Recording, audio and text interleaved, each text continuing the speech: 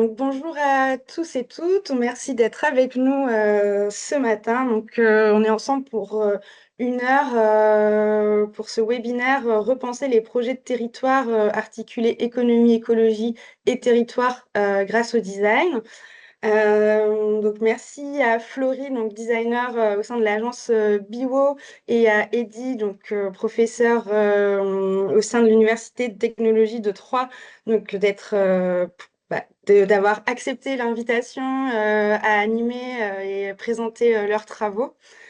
Donc ce webinaire, on l'organise dans le cadre de la France Design Week, qui est un festival du design qui a lieu maintenant depuis peut-être 5 ou 6 éditions en France et qui se tient du 12 au 30 septembre.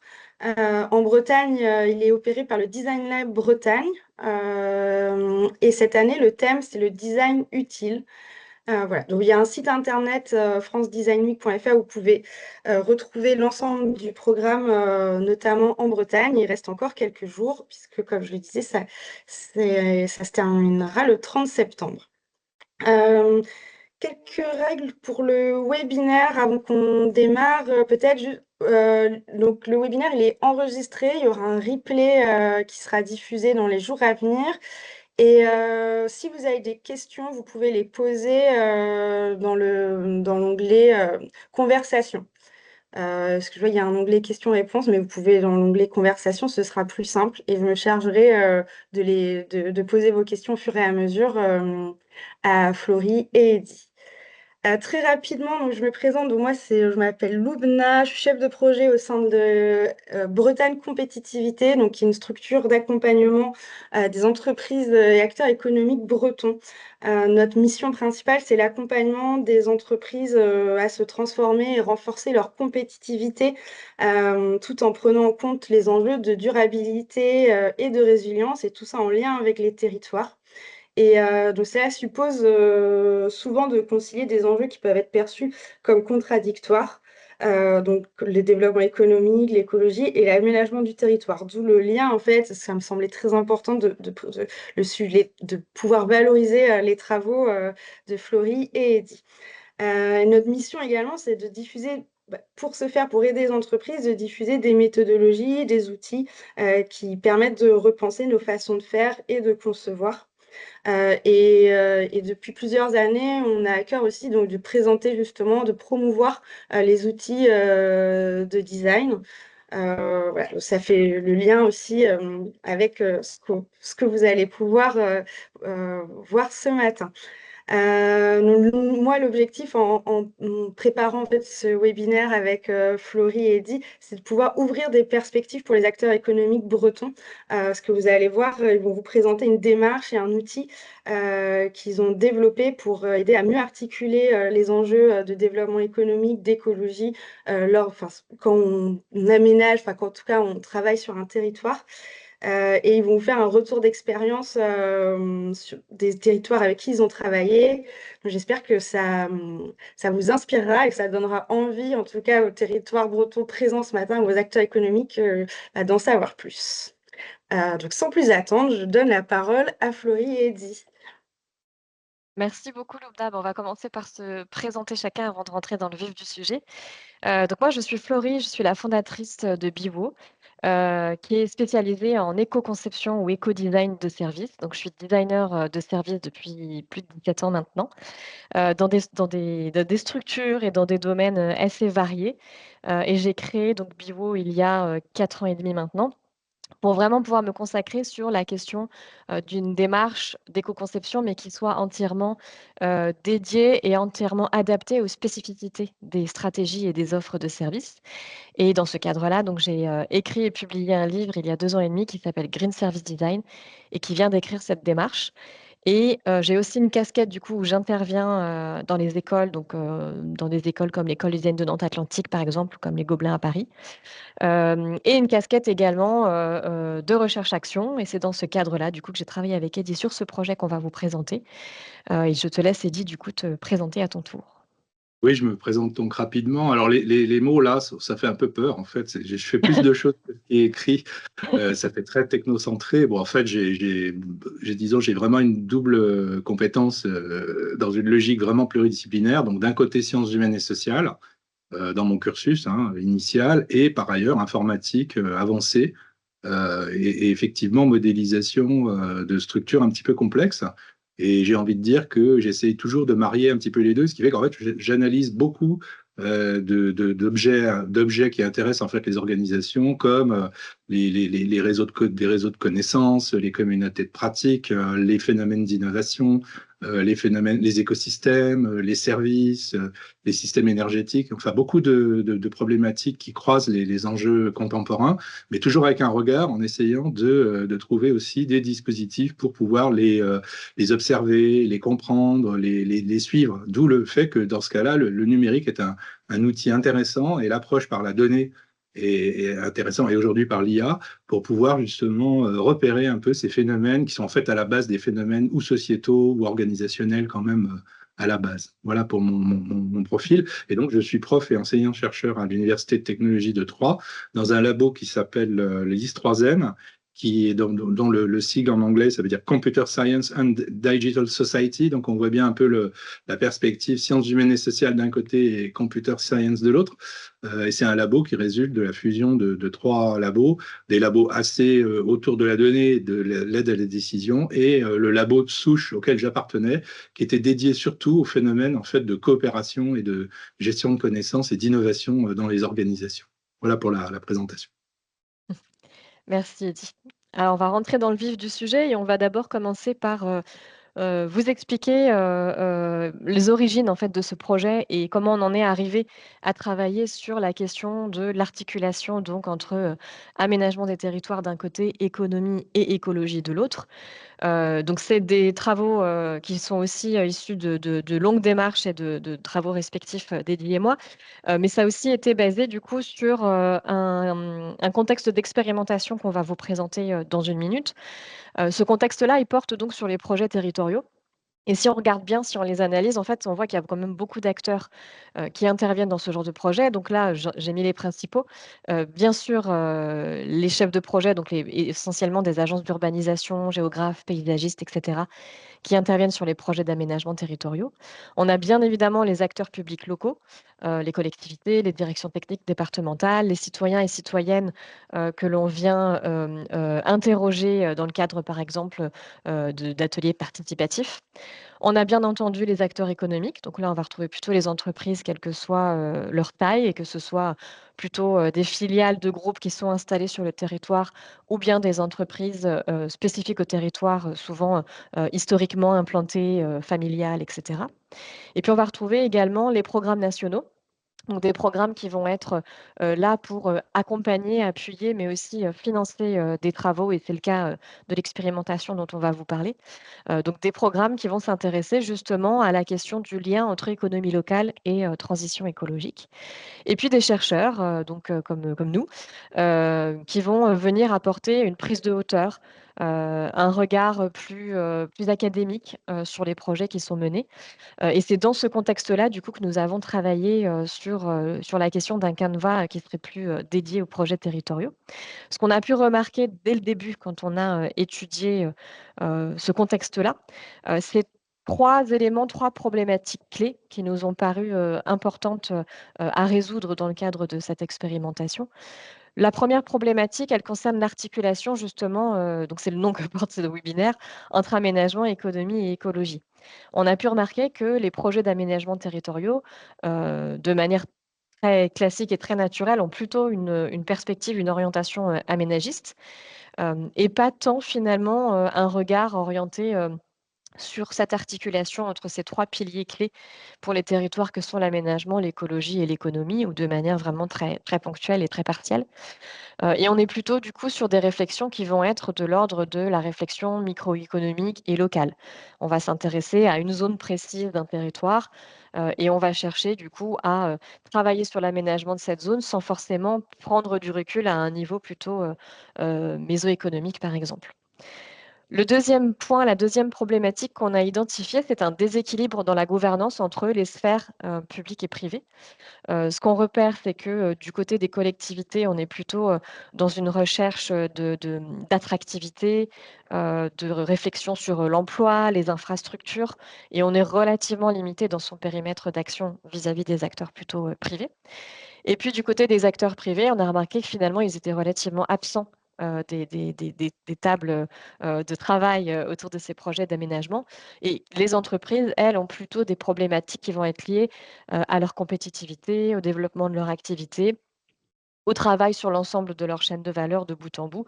Donc on voit bien qu'il y a un déséquilibre même, alors dans la gouvernance, mais même dans le positionnement et dans finalement, les objectifs et les impératifs, de chacun. Et puis la troisième problématique qu'on a identifiée, c'est un flou autour de certaines, notions dont, la production. On voit que les notions de production, de valeur, de sobriété qui étaient clés dans les travaux qu'on souhaitait mener, ont plein de définitions, que ce soit dans la littérature, mais aussi que ce soit de manière très opérationnelle entre ces différents acteurs qui travaillent sur des projets territoriaux. Si on interroge chacun d'entre eux, ils vont avoir des définitions de la production ou de la question de la valeur, qui vont être très différentes, les uns des autres. Donc il y avait vraiment nécessité aussi de travailler autour de cette notion-là, et de redéfinir les frontières de la notion de production en particulier et de celle d'activité productive sur un territoire et on va y revenir. Le Peut-être dernier point s oui, peut-être vas-y, juste, vas-y, Florie, vas-y. oui, sur ce point-là, c'est que en fait, on parle d'une initiative en fait qui tournait autour des territoires productifs et donc qui Oui, ramenait la question je de la vais y venir, ouais, production, sur le voilà, au cœur des territoires, ce qui nous a amené en fait à réfléchir, je dirais, à ces limites qu'a exposé ouais, Florie, et autour d'une tension un peu générale où au fond la production a pas bonne presse puisqu'elle est oui, censée être à impact négatif, je dirais, sur les territoires et en termes d'empreinte écologique. Et par ailleurs, on parle de réindustrialisation. Donc il y a une espèce de mmh, tension un peu inaugurale. D'un côté, la production qui est très décriée comme étant pollueuse, etc. Et de l'autre côté, néanmoins, des territoires qui veulent, pour certains, réindustrialiser leur territoire. Donc, une espèce de contradiction un petit peu qui est au cœur mmh. de cette problématique aussi. Oui, tout à fait. Ça fait une bonne transition aussi avec le dernier point, Eddy, sur la partie, servicielle.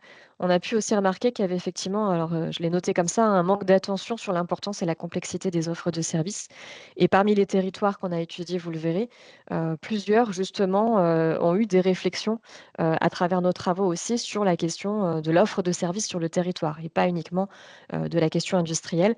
Donc de comment on va ramener du service bien sûr pour les citoyens, mais aussi du service pour les industries et comment on bascule vers une économie plus servicielle. Alors, ces constats, avant d'entrer dans l'expérimentation en elle-même, ces constats, nous ont amenés du coup à faire une proposition, pour justement, réussir à intégrer, et à articuler ces 3 piliers clés dont je parlais, l'économie, l'écologie et l'aménagement du territoire.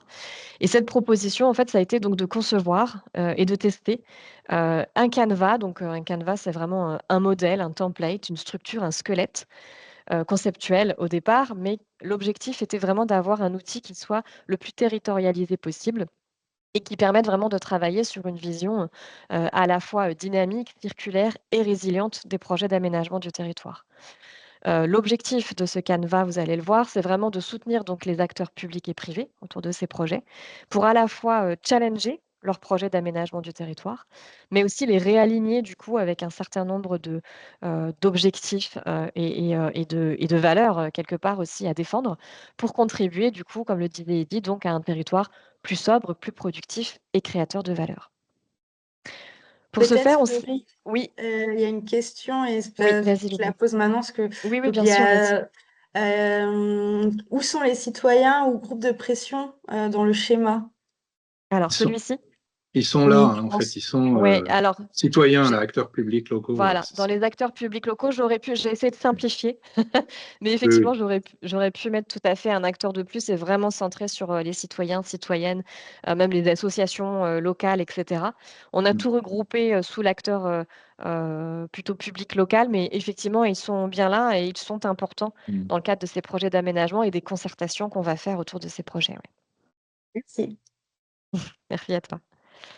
Voilà, donc je vous disais, l'objectif pour nous était d'essayer d'imaginer, de concevoir un canevas et on s'est inspiré, alors vous allez voir qu'on s'en est quand même pas mal éloigné au final, mais on s'est inspiré du business model Canva, que vous connaissez peut-être toutes et tous et qui est en tout cas un outil qui est très utilisé, en particulier en design de service. Lorsqu'on conçoit ou reconçoit une offre de service, y compris sur sa dimension, business, économique, financière, c'est un outil qui va nous permettre justement de, poser à plat, une proposition avec, une proposition de valeur, du service, créé par, l'entreprise et puis de réfléchir finalement à toute la chaîne qui va nous permettre à la fin, et bien de pouvoir, étudier, analyser la structure de coûts, la structure de revenus et s'assurer qu'on aura un modèle économique qui sera à minima à l'équilibre. Donc c'est un modèle qui est très connu, hein, d'Osterwalder et Pligneur. Ce qu'on a vu, nous, en fait, dans l'usage de ce modèle qu'on connaît très bien avec Eddy, qu'on utilise depuis très, très longtemps, c'est qu'il a quand même beaucoup de limites. La première est il a vraiment une perspective, microéconomique. On est vraiment sur l'entreprise et son offre de service. Et puis, ce qui nous dérangeait aussi, c'est l'absence de territorialisation. On est là sur un modèle qui est complètement, déconnecté de la question, du territoire dans lequel l'activité, le ou les territoires d'ailleurs, dans lesquels l'activité va prendre corps. Le troisième point, vous le voyez, c'est que pour nous, c'est finalement plutôt une association de catégories empiriques et statiques. On voit qu'il n'y a pas de dynamique à l'intérieur de ce modèle. C'est vraiment des cases qui sont certes interreliées les unes entre les autres parce qu'il y a une logique dans la manière de remplir le business model Canvas et de l'interroger. Pour autant, on est vraiment sur des catégories assez statiques et qui ne permettent pas de réfléchir justement à la circularité d'un modèle, et en particulier quand on parle d'un modèle d'aménagement du territoire. Et puis le dernier point, c'est qu'on est plutôt sur un modèle extractiviste, pardon, plus que durable et frugal. Alors il y a eu des évolutions de ce business model Canvas ces dernières années, des sustainable business model Canvas par exemple, mais il y en a plein d'autres. Pour autant, ce qu'on voit, c'est que, on intègre la dimension environnementale comme une dimension de plus, par rapport à celle qu'on étudie déjà et pas comme finalement un driver un peu complet, de ce modèle. On interroge rarement l'ensemble des cases du business model. On vient plutôt faire une analyse, un peu générique, des impacts potentiels, des externalités positives et négatives associées à ce business model Canvas. Mais on reste quand même dans un modèle, dont l'objectif in fine va être pour l'entreprise, bien d'avoir un business model qui tourne le plus possible et qui soit évidemment, le plus viable et le plus intéressant possible d'un point de vue, économique. Donc on a été assez critique vis-à-vis de ce modèle, même s'il nous a inspiré, vous le verrez dans la manière dont on a imaginé, le canevas territorial. Pour autant, voilà, vous voyez qu'il y a quand même beaucoup de limites et qu'il était important de sortir de ce modèle pour imaginer quelque chose qui soit plus territorial, plus dynamique, plus circulaire, et à vocation donc de la création, de projets, d'entreprises ou de territoires ou les 2, qui soient vraiment dans cette logique, de productivité, mais au sens aussi, sobriété. Donc là, je vais vous montrer le fonctionnement de notre modèle qui est un modèle, métabolique. On y reviendra avec Eddy tout à l'heure. On va d'abord se, concentrer sur le territoire ou ce sous-territoire qui est concerné, et qu'on analyse, avec un point d'entrée qui va être les activités productives de ce territoire. Donc on va vraiment chercher à identifier et décrire toutes les activités productives qui sont existantes sur le territoire et ensuite on va déployer l'ensemble du modèle autour de ces activités productives. On va commencer par s'interroger sur les éléments qui vont être en entrée de ces activités et les ressources dont on va avoir besoin. Les ressources au sens général et au sens un peu, patrimoine du territoire qu'on va venir, mobiliser pour ces activités. À la sortie, on va ensuite analyser quels sont les produits, les outputs, qu'est-ce qui sort de ces activités productives et par conséquent, quelles vont être les externalités positives et négatives qui sont associées à ces activités et aux éléments qui sont produits à la sortie. Une fois qu'on a identifié ces externalités positives et négatives, on va essayer de repérer ce qu'on a appelé des boucles de rétroaction. Donc, qu'est-ce que le territoire, qu'est-ce que les acteurs locaux mettent en place pour justement répondre à ces externalités, être en capacité d'amplifier les externalités positives, mais aussi de réduire au maximum les externalités négatives. Et ces boucles de rétroaction, elles vont avoir pour but aussi de rentrer donc dans un cycle un peu vertueux, d'où le modèle circulaire, pour pouvoir du coup générer à nouveau en fait une boucle supplémentaire, mais qui soit plus, comment dire, pas plus acceptable, mais en tout cas Plus vertueuse au euh, niveau des plus ressources, vertueuse. Merci, voilà, je de la cherchais le mot. reconstitution du patrimoine Ouais, territorial, exactement. en fait. Voilà. Voilà, exactement. Et donc éviter d'aller, chercher des éléments en entrée, qui soient, lointains, qui soient, justement de l'ordre de, comme on disait, d'une logique plutôt extractiviste et être plutôt dans une logique effectivement de régénérer et de prendre soin des ressources et du patrimoine pour que du coup, on soit dans cette boucle vertueuse. Associé à ça, on a, voulu prendre en compte aussi ce qui se passait dans l'environnement externe de ce territoire ou sous-territoire, en allant regarder finalement, quelles étaient les interactions entre le territoire et ce qui l'entoure, donc les autres territoires autour de lui.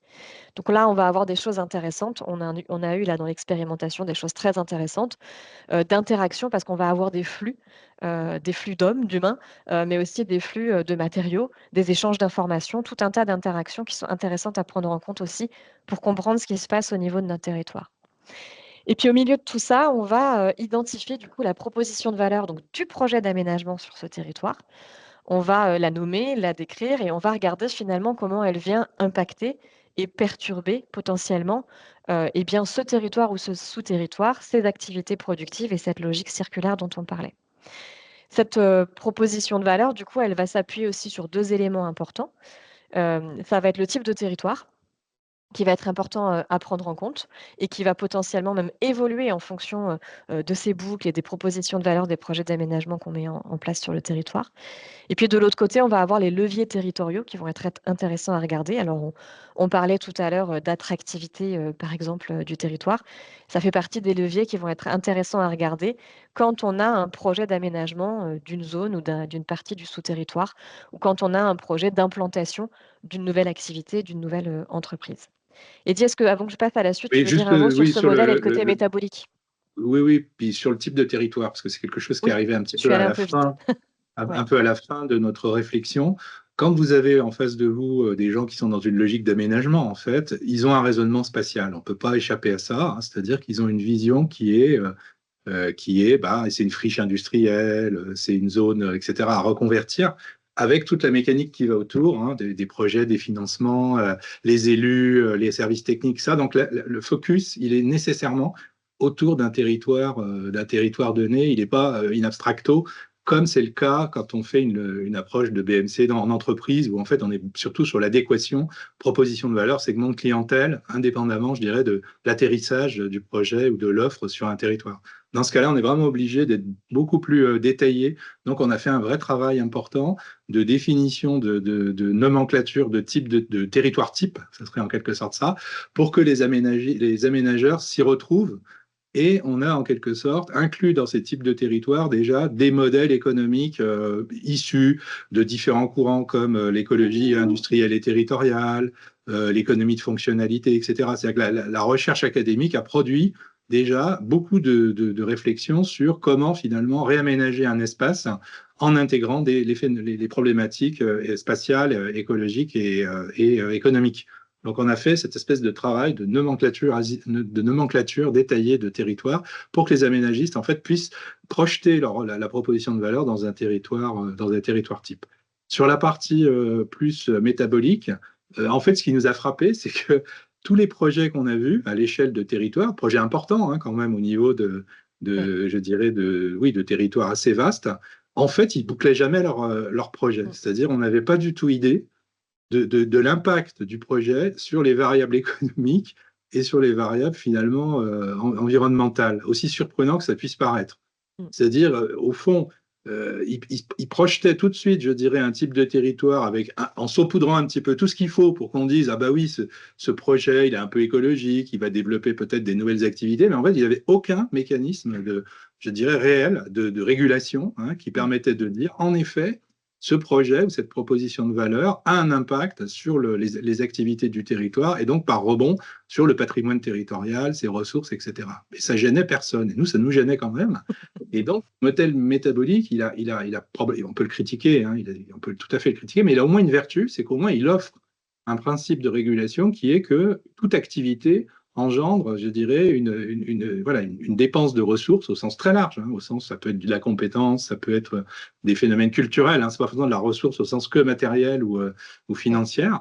Donc, toute activité, je dirais, consomme des ressources et produit des externalités bien souvent négatives. Donc, l'idée, c'était de dire que tout projet, toute initiative territoriale devrait, à minima, faire l'effort de rééquilibrer ou en tout cas de se poser la question de qu'est-ce que mon projet a comme impact sur ce bouclage métabolique minimum qui est de dire est-ce que ça va au moins régénérer, reconstituer, pas trop altérer mon patrimoine est-ce que ce que je vais faire, le service ou le produit sortant, va lui aussi alimenter la régénération minimum ou en tout cas l'équilibration, je dirais, de l'activité territoriale. L'activité, il faut la comprendre pas au sens microéconomique de l'activité d'une entreprise, hein, mais les grandes activités cruciales d'un territoire.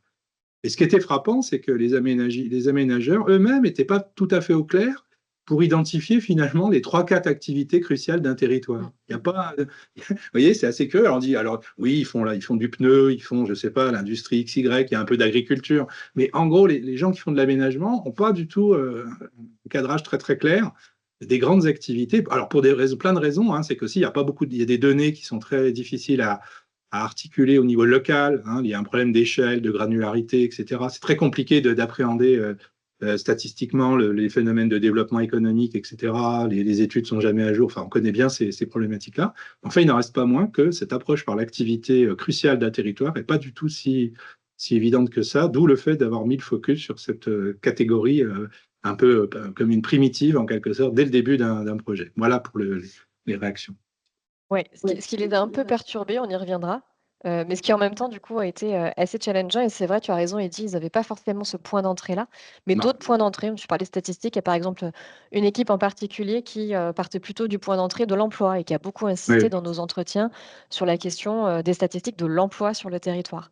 Donc Et vraiment, on les c'était a lié à aidés aussi à l'éclairage. reprendre Je de pense que la c'était lié à ouais. la demande des élus, qui évidemment regardent l'emploi comme une variable clé. Mais l'emploi, en quelque sorte, c'est déjà un résultat. C'est pas un Ouais, élément générateur. exactement, ouais. Et donc, on peut très bien avoir de l'emploi, mais pour des activités qui sont honnêtement pas du tout intéressantes du point de vue du bouclage métabolique. Donc, on Mmh, comprend hein, que cette variable, elle est essentielle pour bien sûr. des décideurs locaux, mais néanmoins, c'est insuffisant pour comprendre un peu ce qui se passe dans le Mmh, territoire, en termes en tout cas de dimension environnementale. ouais. Hop alors, en transformation en modèle, ça a donné ça. Donc on a créé, ce canevas et c'est cet outil qu'on a utilisé dans le cadre de l'expérimentation là qu'on va vous décrire à présent. Donc je ne rentre pas dans les détails, vous voyez ici qu'on retrouve le modèle qu'on vient de vous présenter, et on a, fait en sorte que cet outil soit un peu, autoporteur. C'est-à-dire qu'on a mis, comme vous le voyez, dans chaque case alors déjà il y a des numéros pour pouvoir, savoir évidemment par quelle case on démarre et cetera, mais on a aussi mis des petites questions à l'intérieur, pour permettre aussi aux acteurs qui, l'ont utilisé ou qui seront amenés à l'utiliser, de finalement, pas s'interroger à chaque fois sur, de quoi on parle quand on parle, pardon, je perds ma voix, de ressources ou d'activités, mais, plutôt, d'intervenir en réponse du coup à une question, ce qui est souvent beaucoup plus facile pour, des participants, à des ateliers autour de ce genre d'outils, par exemple. Donc je passe rapidement plutôt pour vous montrer la méthodologie, même si on a commencé un petit peu à le décrire en faisant ce pas à pas, sur le modèle. L'idée donc pour, utiliser cet outil, c'est déjà de faire, une première boucle comme on le disait. Donc, la première étape, ça va être de décrire le métabolisme territorial actuel. Donc on va commencer par remplir les premiers blocs dont je vous ai parlé, en commençant par les activités productives, en identifiant, les points d'entrée, les ressources, le patrimoine et puis, les points de sortie, les externalités positives et négatives et les boucles de rétroaction, existantes. On fait déjà et les interactions pardon avec, l'environnement extérieur. Quand on a déjà tracé ça, on a une bonne idée déjà, du contexte et du système, territorial qui est en place. Une fois qu'on a fait ça, on va venir du coup définir la proposition de valeur du projet d'aménagement, donc c'est ce qu'il va y avoir au milieu et regarder un petit peu, le lien avec, comme on le disait, les types de territoires et les leviers, territoriaux. Une fois qu'on a fait ça, on va, vérifier, et regarder justement quel va être l'impact de cette proposition de valeur sur l'ensemble du modèle.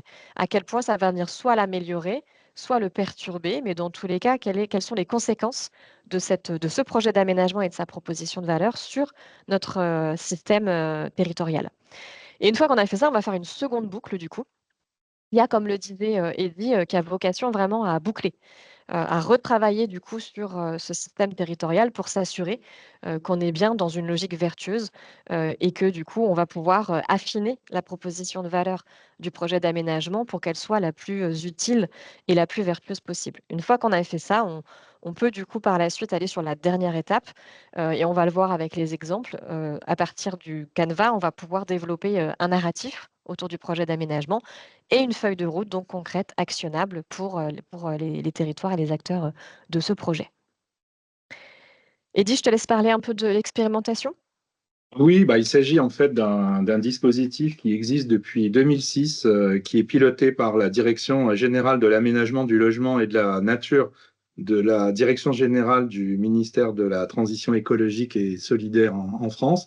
Donc c'est un programme qui a une vingtaine d'années et qui a pour but essentiel de financer, on va dire, de l'ingénierie pour des collectivités qui n'ont pas forcément les moyens, le temps, etc., pour mettre en place ce type d'ingénierie territoriale. Donc, je dirais, il y a une action de financement sur 2 ans à peu près, avec un accompagnement assez important. Donc, au niveau national, donc moi, je fais partie de l'équipe nationale qui apporte, je dirais, de la réflexivité, du recul un petit peu par rapport au projet et qui les évalue et d'ailleurs qui les labellise au début, hein, puisqu'il y a un appel à projet, à manifestation d'intérêt, les collectivités répondent.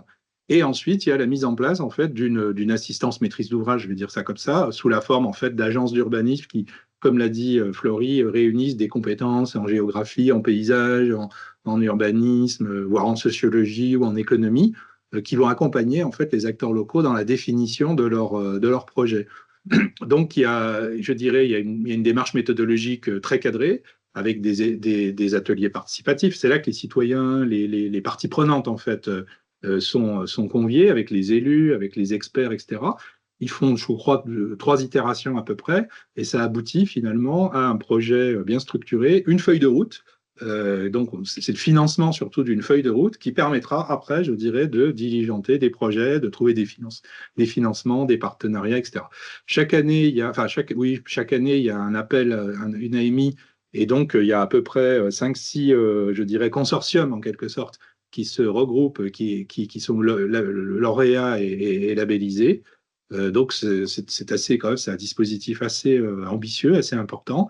Et à la fin du processus, il y a toujours une capitalisation nationale, souvent sous la forme d'ouvrages, je dirais, capitalise un petit peu toutes ces expériences dans le but de diffuser les points clés, les apports, les bénéfices, je dirais, à d'autres collectivités. Donc c'est je dirais, c'est sur cette session qu'on s'est porté, donc la session 2023-2025, qui avait pour thème justement territoire productif et sobre.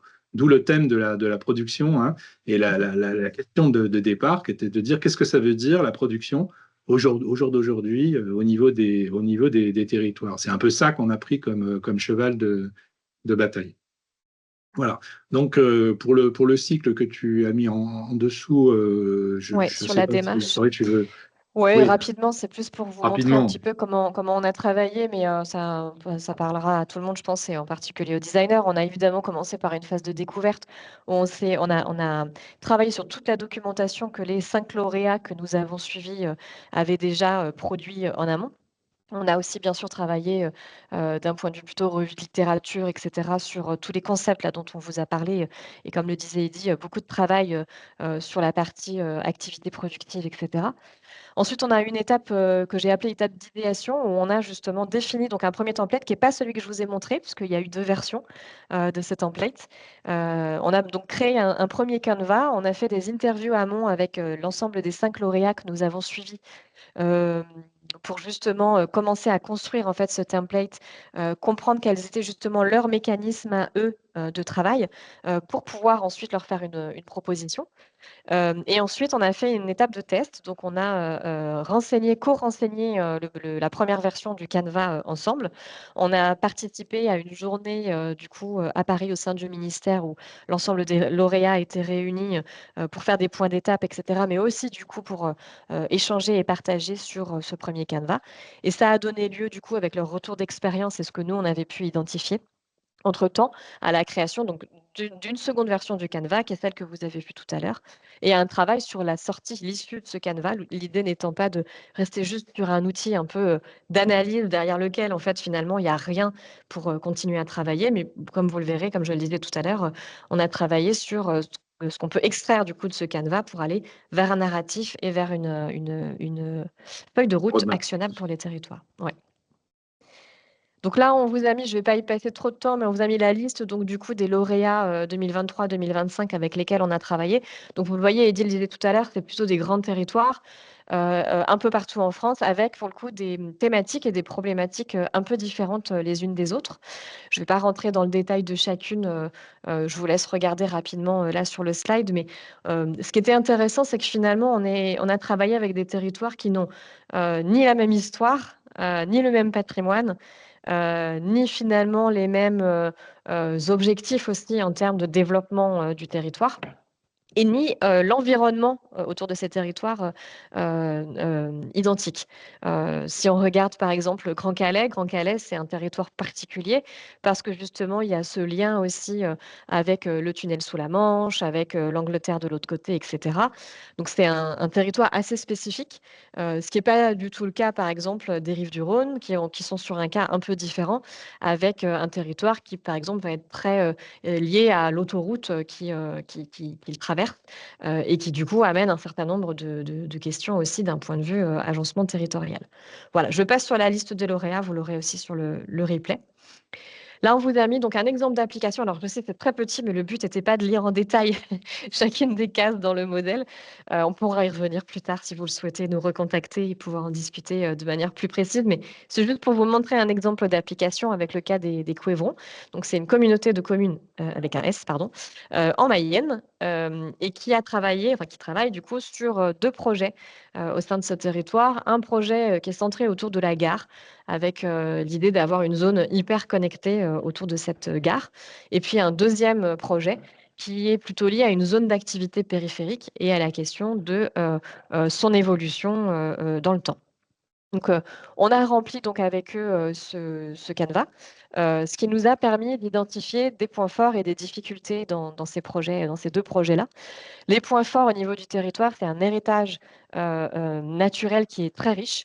C'est un territoire sur lequel il y a beaucoup de zones boisées, de prairies, de sentiers de randonnée. Au niveau patrimoine, même religieux et culturel, il y a une basilique, une abbaye.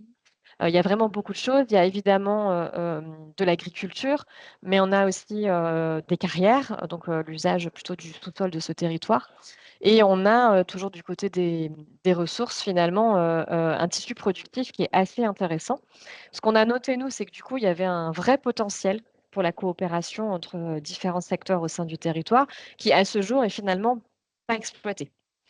L'autre côté, l'autre pendant, donc par rapport à ces côtés un peu positifs, c'est plutôt les problématiques, les difficultés qu'on a identifiées. On a identifié déjà des tensions structurelles autour de l'accès aux zones productives. C'est quand même un point important à prendre en compte et à régler dans la suite du projet. Évidemment, on a aussi regardé un petit peu la question de la population, qui est plutôt une population vieillissante, avec des questions pour les collectivités de comment on peut ramener de la jeunesse, ramener aussi des compétences qu'on n'a pas forcément en interne dans le territoire et comment on peut surtout les faire rester, c'est-à-dire qu'ils ne fassent pas que travailler sur le territoire, mais qu'ils y vivent également. On a noté aussi une fragilité du commerce local. Enfin, tout ça est de toute façon très interrelié, évidemment. Et puis des difficultés organisationnelles. Le travail, du coup, sur les propositions de valeur qui étaient en cours de réflexion sur la zone de la gare et sur la zone d'activité économique périphérique ont permis justement de, comme le disait Eddy tout à l'heure, de noter de manière assez clé que finalement, la réflexion qui était en train d'être faite autour de ces 2 zones, elle était faite d'un point de vue purement aménagiste, effectivement, et qu'on en oubliait finalement la thématique initiale, de l'atelier des territoires, qui était, comme on disait, la question des territoires productifs et sobres. Et on sentait qu'on s'en éloignait un petit peu avec finalement des solutions d'aménagement assez classiques, mais qui ne cherchait pas, en tout cas, à répondre à cette question d'un territoire productif et sobre et à boucler un modèle, comme on le disait tout à l'heure, territorial, orienté là-dessus. Nos discussions, du coup, et le fait de travailler sur ce canevas ont permis, du coup, de réorienter, du coup, les réflexions et donc la proposition de valeur du projet vers un projet plutôt alors on a appelé ça de verdissement de l'industrie. Donc vraiment travailler sur les questions de réduction des impacts, bien sûr, de l'ensemble des industries qui sont sur le territoire, mais aussi de les ancrer, du coup, dans un modèle qui soit pleinement circulaire et pleinement coopératif aussi entre eux. Et puis, ça a aussi donné lieu à une réflexion sur le développement des services, plutôt des services industriels, donc vraiment un premier niveau d'offre de services sur le territoire à destination plutôt des industries. Et Di, avant que je passe à la suite, est-ce que tu veux dire un mot sur cet exemple Non, non, d'Ecoevron? non, non, non, C'est non, tout non, bon. mais c'est pour dire que ça a une vertu. À chaque fois qu'on a fait ça, finalement, bah, ils ont compris qu'avec un A4, en gros, ils avaient synthétisé Mm. leur projet. Et surtout, ils avaient pratiquement la justification du projet pour expliquer ce qu'ils faisaient. Ça donne une lisibilité au Ouais. projet que ces projets n'avaient pas du tout, en fait. Hein. Mm. Donc, voilà, c'était ça aussi l'apport immédiat, c'est qu'en gros, bah, voilà, avec un Ouais, A4, tout à fait. c'est assez autocompréhensible en quelque sorte. On comprend un peu pourquoi la proposition de valeur productive et sobre, elle s'articule à quoi, elle part de quel raisonnement, sachant qu'ils n'avaient pas fait du tout ce type de raisonnement. Hein. Non. C'est ça aussi l'apport le retour d'expérience. Bon, par exemple, très démunis par rapport à l'identification des grandes ressources du territoire. Pas du tout, ils sont pas câblés comme ça. Je pense que les gens qui font de l'aménagement, les urbanistes n'ont pas forcément une grille de lecture en se disant quel est l'impact sur le patrimoine ou les ressources. Alors un peu plus aujourd'hui, hein, ça évolue beaucoup. Mais je dirais que c'est pas naturellement, ils sont pas câblés comme ça. Ils sont tout de suite câblés sur en fait le projet d'aménagement stricto sensu, ce qu'on appelle en fait la pensée aménagiste, qui aujourd'hui est quand même largement critiquée parce qu'elle a conduit je dirais, à des éléments de limite, quand même, de prise en compte de tous les phénomènes qui sont associés à ces projets. Donc voilà, le bénéfice, hein, c'était un peu Mm. de dire, bah, oui, ça nous permet de nous-mêmes de raconter notre projet de manière assez simple, assez pédagogique, assez claire et assez synthétique. Exactement, ouais. Et d'avoir du coup, ce qu'ils n'avaient pas auparavant, effectivement une vue simple du système territorial dans son ensemble. Et un Hmm. dernier point peut-être là-dessus, ce qui est intéressant aussi, c'est de voir comment du coup ce genre d'outils, c'est le cas pour d'autres outils type BMC, mais là peut-être de manière encore plus forte, permet du coup de faire coopérer, collaborer différents profils autour d'une même question.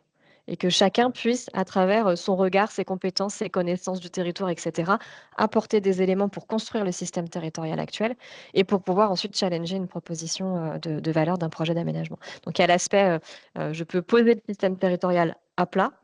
Je peux, comme le disait Eddy, l'utiliser pour ensuite justifier, argumenter, mais aussi raconter mon projet d'aménagement et son lien du coup avec la question effectivement d'un territoire productif et sobre. Et puis, il y a la question effectivement de la coopération autour de ce genre d'outils. Hop, Florie, et oui. je me permets, il y a Faut eu gérer le quelques temps. questions. Mais non, non, non, c'était pas ça. C'était là, il y a une question que je poserai peut-être plutôt à la fin, mais là, il y en a une qui est liée à l'exemple donc, du territoire de la Mayenne. Donc, il y a Audrey il demande dans ce cas de la Mayenne, si je comprends bien, les deux projets ont du coup été mis en pause ou abandonnés au profit du verdissement de l'industrie et du développement des services. Alors, pas Est-ce vraiment, qu'il y a... ouais, Ouais, Non, non. non, ça n'a ouais, pas été abandonné, ouais. non, non, ça a pas été abandonné. Par contre, ça a été repensé de manière complètement différente.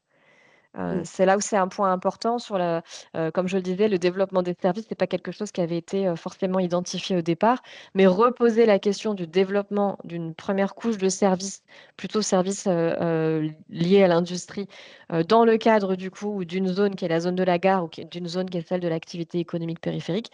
Ça pose les choses complètement, différemment par rapport, à la perspective qu'ils avaient avant de simplement, aller, positionner, des éléments d'aménagement sur un sur une zone sans forcément avoir cette prise de hauteur sur l'ensemble du territoire et sur le système en place. Eddy, je ne sais pas si tu veux rajouter quelque chose Non, non, non, pour non, répondre à la question. non, non, non, non. Et Parce enfin, que, non, non, non, je pense que c'est le cas dans plusieurs, dans 3 des 5 lauréats, cette approche-là les a amenés à reconsidérer, à recadrer finalement à le réaligner, quoi, en quelque sorte. Ils ont compris un peu les manques de leur focus exclusif sur l'aménagement et l'espace, en fait, et ils ont du coup trouvé des points de fuite, dont le service, hein, qui est effectivement très intéressant comme possibilité de développement, je dirais, local, quoi.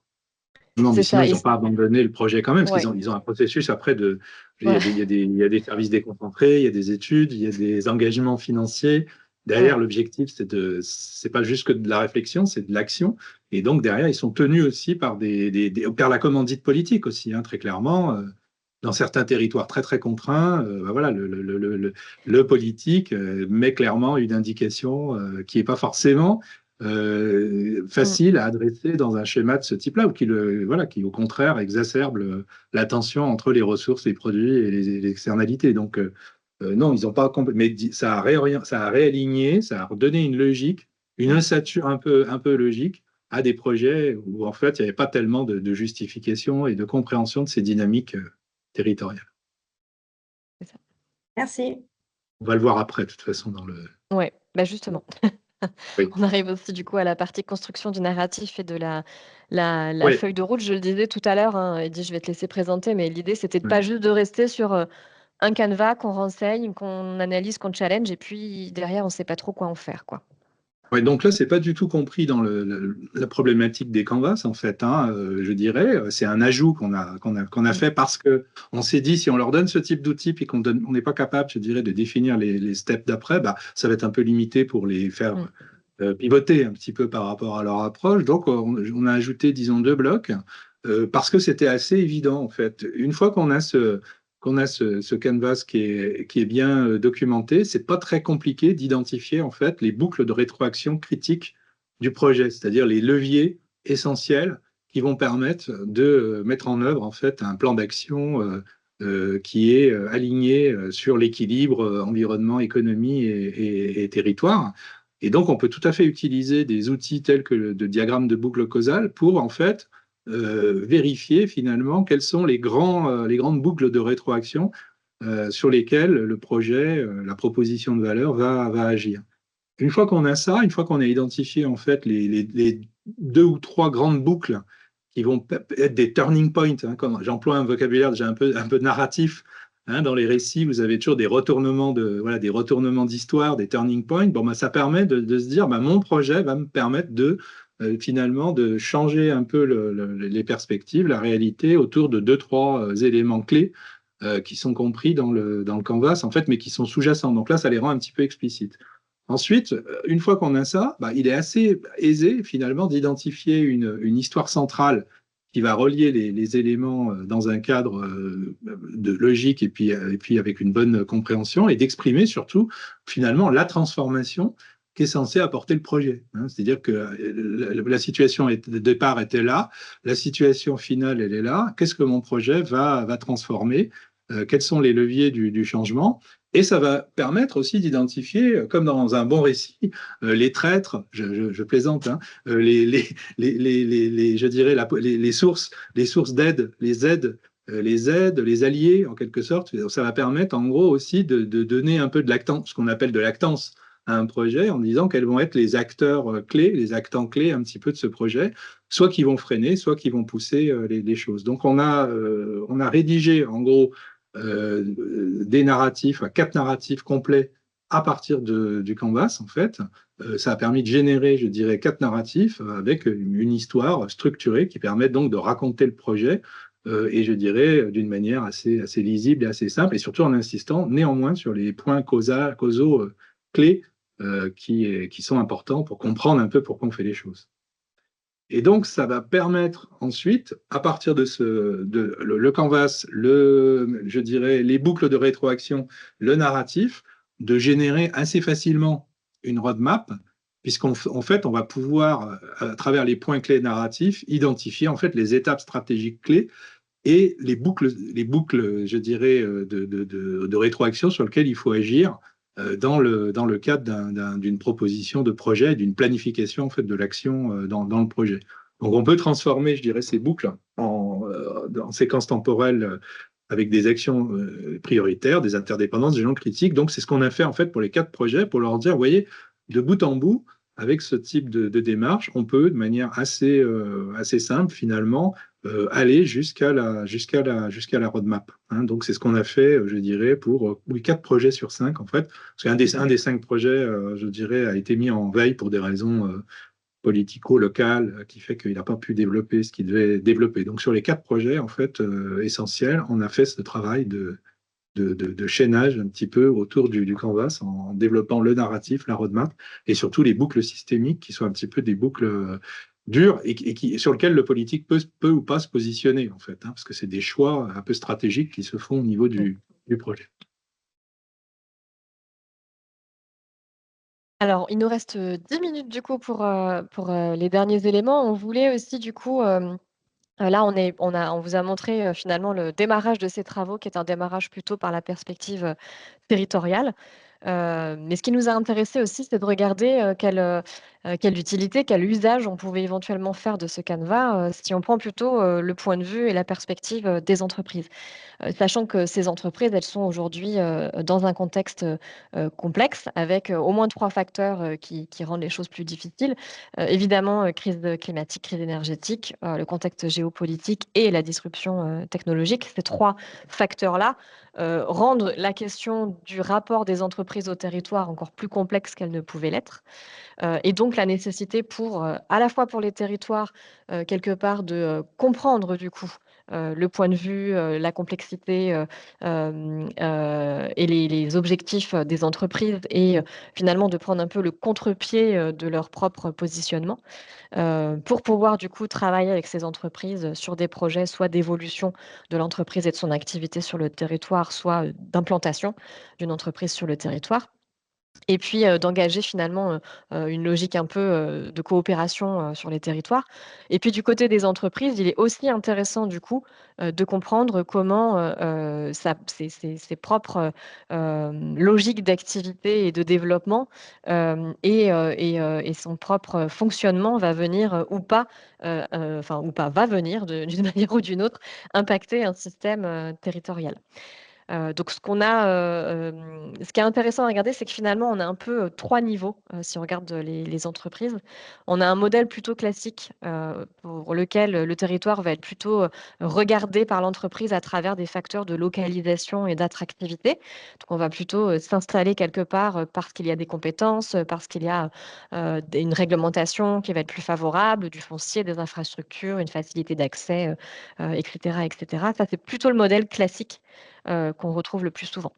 On a un deuxième modèle, qu'on a appelé, lié au livre, dont j'ai mis la référence, juste en dessous, le modèle de l'hyperlocalisme entrepreneurial, où là, le territoire ne va plus être vu uniquement à travers ces facteurs de localisation et d'attractivité, mais plutôt comme une source de réflexion pour, retravailler, réinventer son modèle économique, travailler sur la notion de marché, sur la relation aux clients sur ce territoire, sur les partenaires potentiels que je vais pouvoir aussi trouver sur ce territoire. Et puis on a un troisième modèle qui est Juste, un Florie, j'ajoute oui, que ce vas-y, deuxième vas-y. modèle, il est en continuité du premier. C'est-à-dire, on reste toujours dans la logique mon entreprise et moi et le territoire comme une ressource quelque part à exploiter, dans les deux cas. Hein. Dans le premier cas, c'est Oui, très classique, c'est vraiment ce qui est immédiatement apporté. Dans le deuxième, le territoire est vu comme un facteur qu'on va intégrer dans un business model en fait d'entreprise et avec pas forcément beaucoup de divergences ou beaucoup je dirais, d'articulation avec ce territoire. Hein. On va mmh. l'utiliser pour nourrir en gros son propre business model, ce qui n'est pas le cas du troisième modèle. Oui, voilà, exactement, c'est ce que j'allais dire. Ce qui est pas le cas du troisième modèle, donc le modèle d'ancrage écosystémique territorial, où là, le territoire justement, il est partie prenante, quelque part, de cette réflexion de l'entreprise et l'entreprise, elle est, intégrée au sein de ce territoire et elle est intimement reliée à ce territoire et à l'ensemble des acteurs, qui sont, présents, localement et on est plutôt dans une logique où on va se rapprocher justement, d'une logique, servicielle, circulaire, où on va un peu quitter, la perspective, supply chain, un peu, enfin courante, Globalisé, voilà, globalisé, globalisée et qui sort justement de la abstraite, notion de ce territoire. ouais, oui, Ouais, mais on ça. va vraiment plutôt revenir à la question, métabolique justement comme on le disait tout à l'heure et plutôt, liée très intimement, aux acteurs et aux actants même de manière générale présents, sur le territoire. Donc quelles conséquences ça a et du coup, quel intérêt peut avoir, notre canevas, pour, à la fois pour les entreprises elles-mêmes, mais aussi dans la relation entre collectivités et entreprises? Ce qu'on voit, c'est que finalement, si on passe de projets un peu, d'aménagement, territorial à des projets plutôt d'entreprise, d'un côté, on était sur une approche, on l'a dit, qui était, métabolique, avec un point d'entrée de la réflexion par les activités productives du territoire.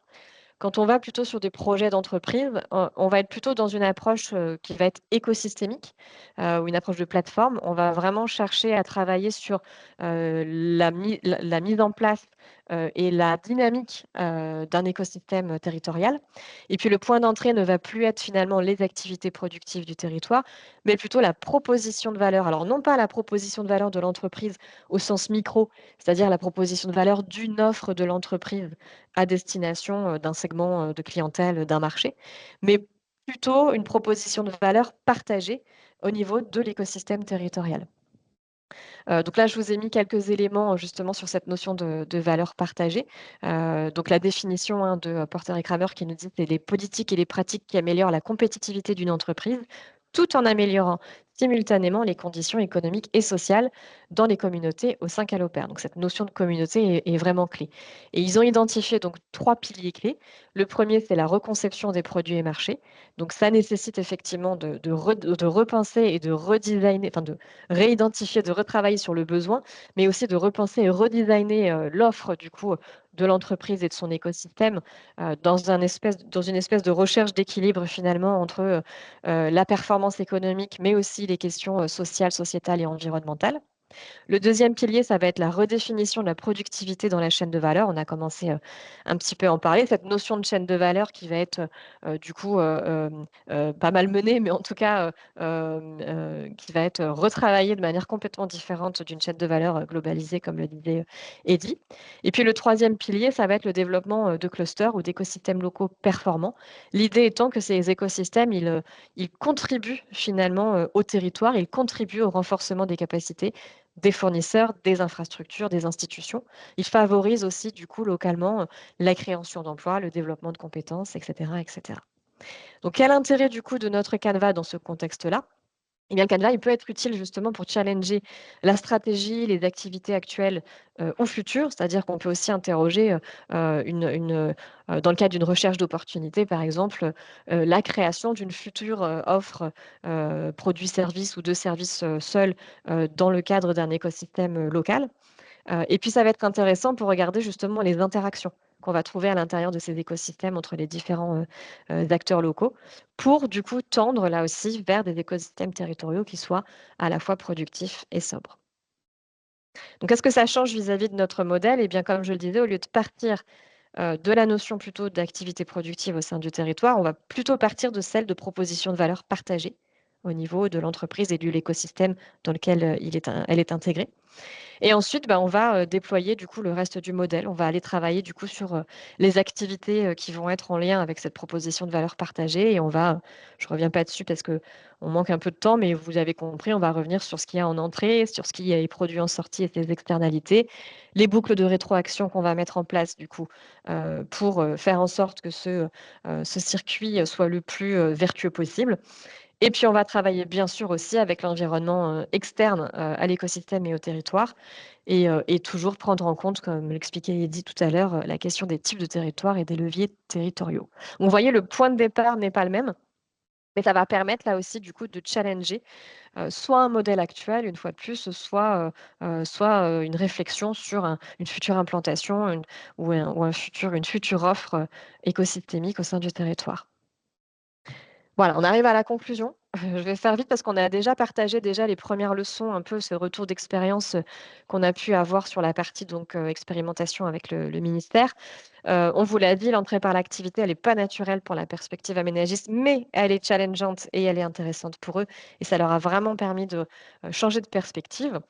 On a noté aussi la nécessité d'ajouter un lien entre micro et méso, territoire, parce qu'il y a des phénomènes, c'est quelque chose qui est revenu à plusieurs reprises dans nos échanges avec eux.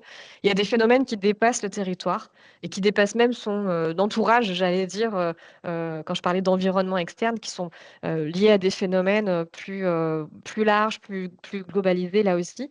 C'est le cas, entre autres, pour certains phénomènes économiques et environnementaux qui ne sont pas forcément observables sur le territoire, mais qui sont plus globaux et qui auront des conséquences de fait, tout de même sur le Je territoire. prends juste un exemple, un Ouais. micro-territoire, ça va être par exemple agriculture urbaine et périurbaine, qui est une manière de faire.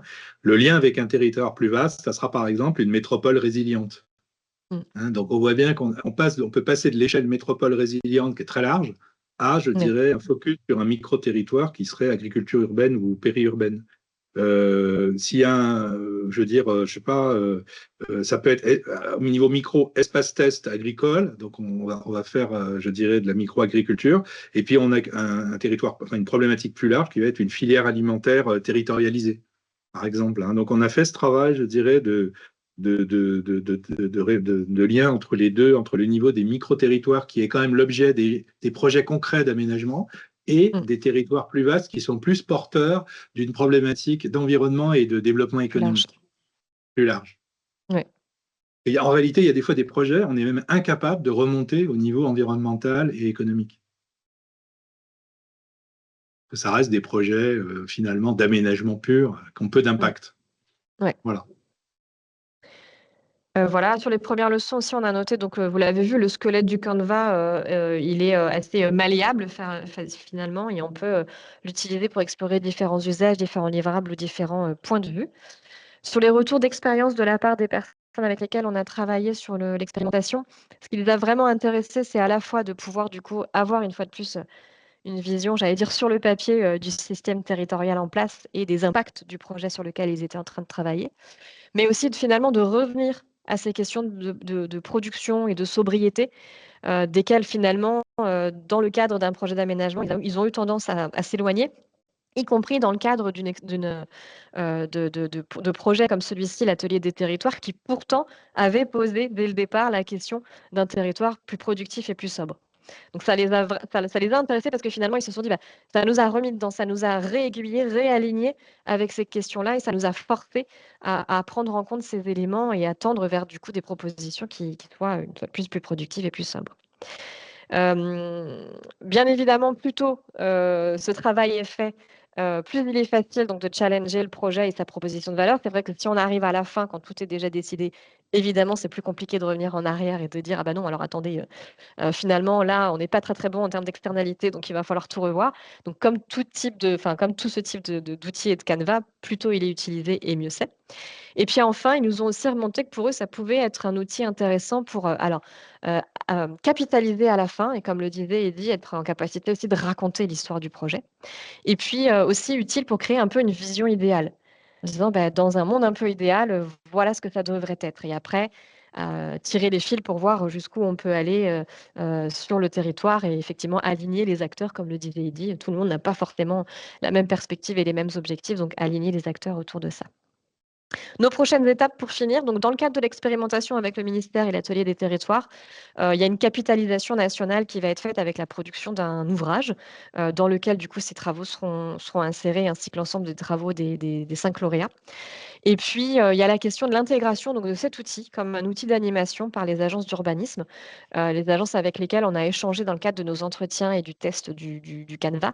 Voilà, l'ont vu comme un outil, utile, et qu'ils souhaitaient du coup pouvoir intégrer, dans leur, démarche, pour travailler avec l'ensemble des parties prenantes des projets d'aménagement du territoire.